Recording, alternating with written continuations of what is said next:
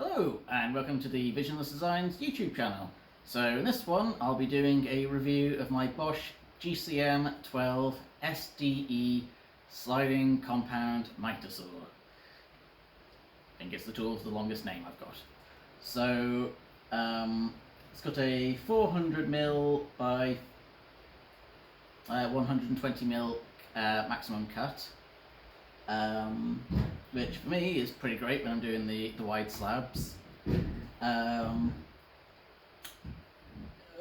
things like this that I find quite handy is the fact it's got the on here.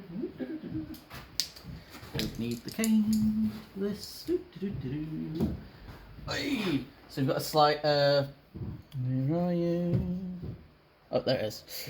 So it's got a switch to change the speed of the blade, which is very handy when I'm dealing with hardwoods, which, as I stated in a previous video, for me sanding, woods like sycamore burn very easy, so you want to slow speeds down to prevent burning and scorch marks. So yeah, that's a handy feature. Something that I find pretty handy on this, personally, is the, and I didn't realise until I went installing at a field, it's got, it clicks into place on the angle. So as I go along, it stops at specific angles. I think that's 15 degrees there. Which, yeah, it's great for making sure I'm in the right place. Oh, for me though, if it is out of place, like I have no idea where it is now, I don't know where 90 would be accurately. So I cut myself some triangles. So just put that there, and a bit to there, and I know that that click. See? Oop, that's not 90. There we go. There you go. I know that's 90 now. And again, because it's at a 45-degree angle, I'll know that when I go round, that there, that's the 45-degree angle. So yeah, that's just on the previous saw I was using, just using the blocks on their own. I couldn't get it precise and exact, so having it actually click in, so using these as a guide to know which click is the correct one, is handy. I tend to use the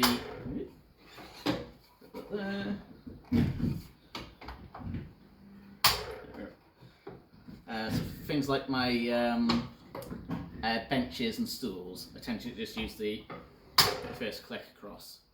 That seems to be a pretty good angle for stability. Yeah, the sides here extend out. Where is it? There. So only extend out that much, but that makes a big difference when having support on. I've got slightly longer bits here. That's not quite reaching these rollers from my what's this? The Bosch GTA 3800 mitre saw stand. Might as well review as while I'm at this as well. So yeah, but it's good sport. It's a good idea I found to make sure to put some wax on these, because it can get quite stiff. I haven't waxed that one. It's quite tight. Just a bit of wax goes a very long way. What else on this? That's the other thing. So obviously, if I want to do a angle it across, don't know what it's called. It's got a lever on the back here. Just swivel this round. A lever. Would have been easier if I left it the other way for myself. You're making it awkward for me. Why not? Alright, there we go. There's a lever there. You grab, just pull it, and it allows it to drop down. As it drops down, there's a stopper on the back. Where is he?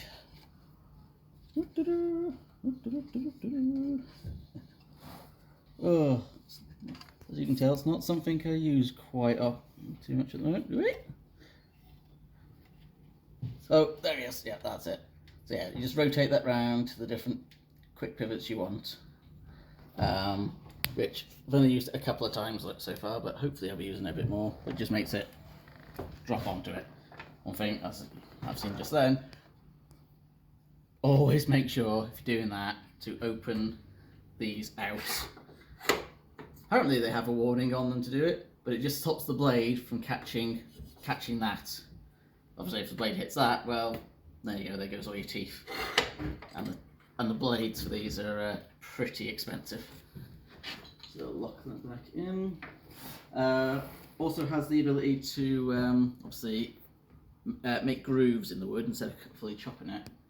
There's a stopper on the right side here, which you just, there we go.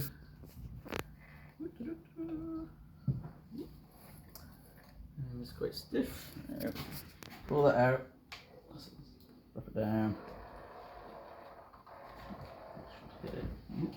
So I wreck my take you off so I don't wreck you. Okay. Right, you go there. Use you in a minute. Right, so it goes down. I think I had, and there's a dial on the back here so you can change the amount it drops down. So if I put it on the maximum, see how deep a groove you can do. So there, that is the maximum height you can do the groove. Pretty high, to be honest. What's that? Just over around 3 inches before the teeth actually touch anything. So yeah, it's pretty handy for that again. All these little bits that just things like that make things a bit easier for me. Figuring out how to do it. How do I get onto this now? So when it comes to using it on the stand, it's pretty handy. If I want, I can just unclip these and slide it as I always make sure to tighten that and don't leave that sliding around and locked when you're trying to move it. There's a dial at the back here to stop the blade from sliding as well. Right, it's unclipped. Just in case, lift it, slide it on, drop it down, and turn your tape measure on apparently. And then click it in place. So for example, if you have quite a long piece to do, you'd slide it all the way to the one side to get a bit more stability on it. Go onto the stand now. This goes out quite a distance. There we go. So yeah, quite a big distance there. It does have a bit of a problem though. It's not very well supported on here, so I'm going to guess there's an add-on you can get. There's some holes down here. That when trying to do a long beam, that does not drop down a lot. That bends. So just be wary of that. Putting heavy things on that, it needs a lot. It needs supporting. But again, these are quite handy for me, the stand, because it's got a stopper that you just pull out there. So just measure it, get it to where I want, lock it, and then for doing lock boards, just keep the button up to there, and then everything's going to be the exact same. Does that on both sides. I'm actually thinking with this of buying another set of these rollers, so I can have one set on the on the end here, and then that staying on the there, just to make sure it's a bit more supported instead of just being focused on that and there, having something in the middle, just that bit of extra support just to help it. This does adjust, so say when you're not using mine at Bosch ECM12, different saws might have different heights, bed heights, so this does adjust with a dial here. Just upset it and it slides up or down to where you want it to be. So upset that to me now. I do find I do have to reset this a lot myself anyway, because it does drop down quite a bit. Another annoyance I do have is because that, do that. This bit here, see that can come off, and then you can put that. If I didn't have that bit there, I'll remove that. Where are we? There we go. Oh yeah, handy thing. The GTA has a screwdriver and a socket on it for moving bits around, doing general maintenance, which is again handy. Not having to run around trying to find it. So that will loosen it. Slide on there as well. So as I said, I can have that there and then another one there just to give a bit of extra support and stop that from flexing. But going on to this, as I was about to say, I do find that comes quite loose on that regularly as well. So again, I find it's sort of wobbling out of place and having to reset it and get it lined up. So it is a bit of a pain, but it's still a super handy item. It's back there, tighten them up. See, tighten that up properly. How you doing?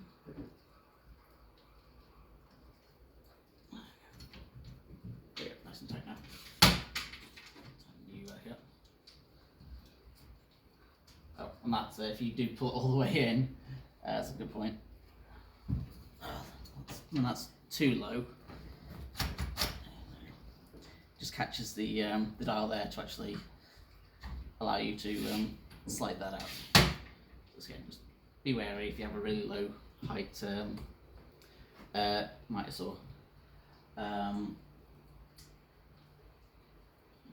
When it comes to dust extraction on this, on the mitre saw, going back to that, you can't use a bag on it. It will only work with a extractor on it. I did try putting a dust bag on it. I fitted one to the back, and the dust just kept getting clogged halfway up the pipe. It just doesn't have enough air force going through it to fill a bag. So just keep that in mind. If you try and use it without an extraction, it makes a lot of dust. This isn't very good for you. Make the air quite choky. So just be wary of that. The laser on it is absolutely useless to me personally.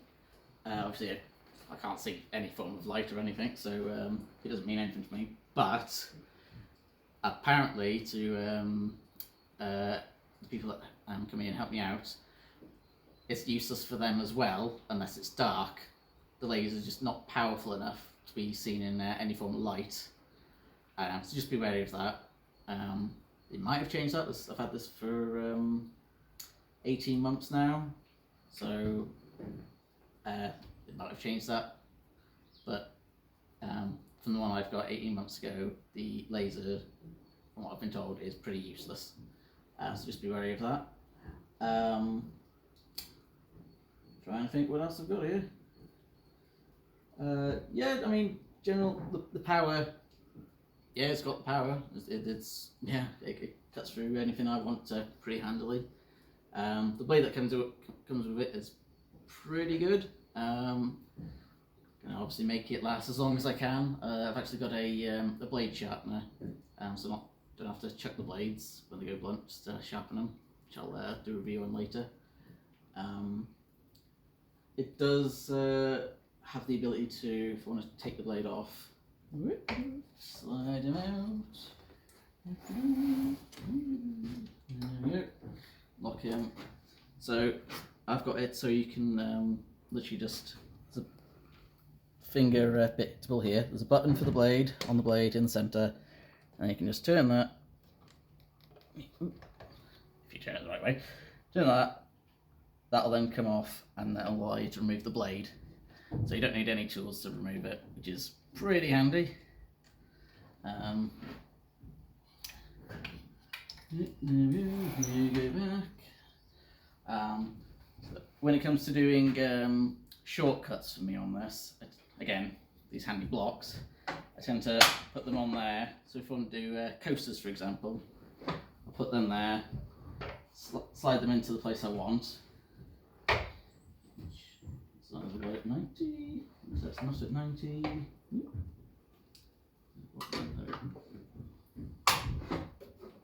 There, 90. So I'll get that, say, there, and then I'll spin that round, drop it down. Probably use a bigger one for this. I've got some other boards I also use. So just lock that there, lock that there. And then I can do small little cuts there. Nice and easy. Basically making my own little stopper there. So it's just bite up to that, chop, bite up to that, chop, and just keep going like that. So again, it makes things a lot easier for me. I tend to put that down, have the blade down, put that in, get the tape measure out. 0 inches.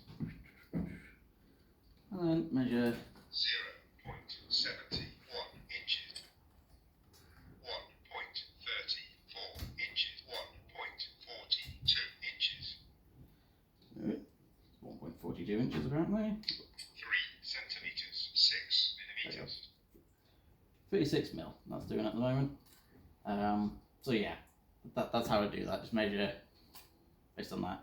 If I do it, if I want to do longer ones, then obviously I put the tape measure flat there, make it so it measures, measurement includes the size of the case, and then go out and hit until I touch the end stopper, and then set that up and lock it all into place. So yeah, 0. managed to get things pretty accurate with this, and yeah, it's been a brilliant machine. Only gripe I really had was when the back rubber dust chute, when this dropped down at the back and got shredded by the blade, so that the dust extraction didn't work. That was pretty bad. But that, in all honesty, that could have just been my own fault. That. So yeah. I would like to find a way of getting a longer fence along the back here. That would be pretty handy for all the rounds I do, to make sure some of them have curves in. So it'd be good to try and keep it all a longer fence at the back would help me keep it all straight and level easier. So yeah, yeah, it's a great saw. Hope someone finds this useful, and hope to see you in another one.